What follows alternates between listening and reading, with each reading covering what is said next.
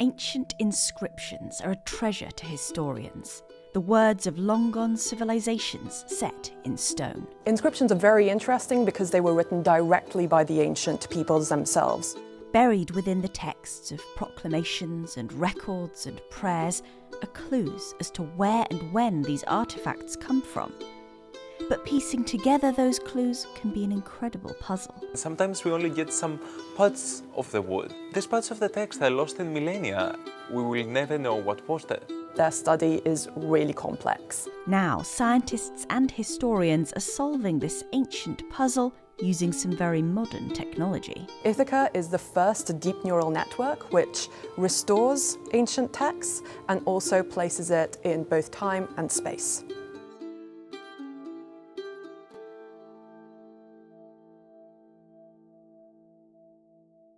Yanis and Taya are researchers from two very different fields. So Yanis and I were doing our doctorates together in Oxford. I was studying machine learning and Taya was studying ancient history. I was specializing in ancient inscriptions. And in one of our conversations, Taya was describing to me what are some of the most challenging tasks in a historian's workflow. And we saw the cooperative potential to bring the two disciplines together. To demonstrate how machine learning could help with the study of ancient artefacts, we've come here to the Ashmolean Museum in Oxford in the UK. This is the Parian marble. It is a very famous Greek inscription that comes from the Greek island of Paros, and it dates to probably 264, 263 BC.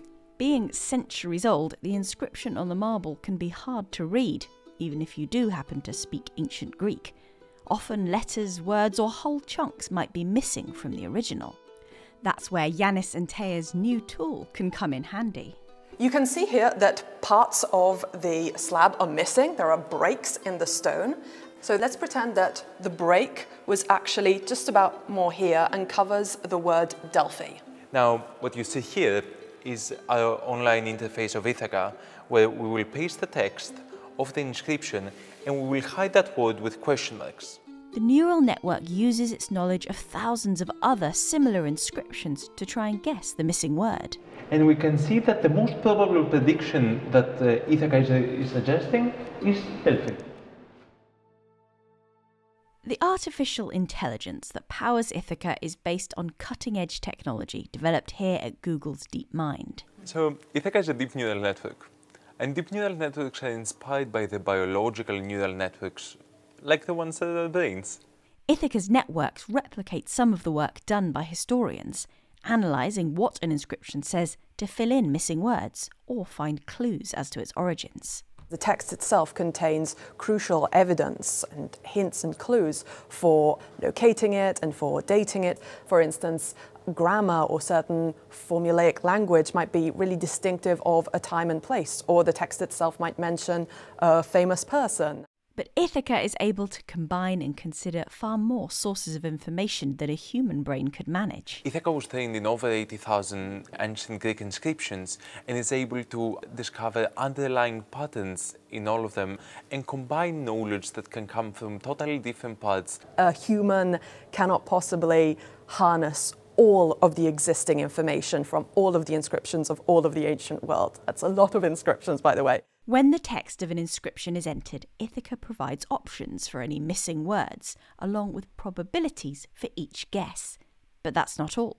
If we scroll down, we will get to Ithaca's attribution hypotheses, more specifically when and where this text was written. For both time and location, Ithaca displays a bar chart of probabilities. Instead of giving just one static, inscrutable output, we want to provide historians with multiple hypotheses for them to evaluate. To show how the algorithm is working, the interface highlights which words or sections of the text it used to make its predictions. Ithaca actually learns by itself to pay attention to different parts of the inputs that can contribute to making accurate predictions. And what was fascinating when we were collaborating was to see that Ithaca had actually learned to focus at specific parts of the inputs that we knew that the historians of our team would also do.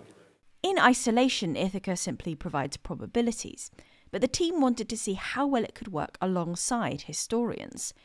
They used known text that the historians weren't already familiar with, but with certain letters deliberately removed. The historians had to fill in the blanks, first on their own, then using Ithaca's predictions as an aid. And we actually showed that the accuracy tripled. Alone, historians correctly guessed the missing parts 25% of the time. Ithaca achieved 62% accuracy, but combined, they managed to fill in 72% of the gaps correctly. And this is a wonderful demonstration of human and AI collaboration. Collaboration has been a key theme throughout this work. Taya and Yanis worked with multiple institutes around the world, pooling a wide variety of expertise. To achieve such interdisciplinary projects, collaboration is key. And communication as well. We had to bridge the information from the two different disciplines and actually find a common language. And this was wonderful because I learned so many things about history at the same time. Now that Ithaca is freely available online, Yanis and Taya hope that it could become a standard tool for historians' research. As with all innovation, we are aware that it might take some time to be fully adopted into the historian's workflow, but the endorsements and feedback that we've received so far while actually designing this tool has been very, very positive. So we're hopeful. A publication is a point in time, but research is ongoing, and this was just the first step. In our next steps, we want to exploit further what's the potential of human-AI collaboration, and we hope that it inspires a new line of work of using AI for humanities.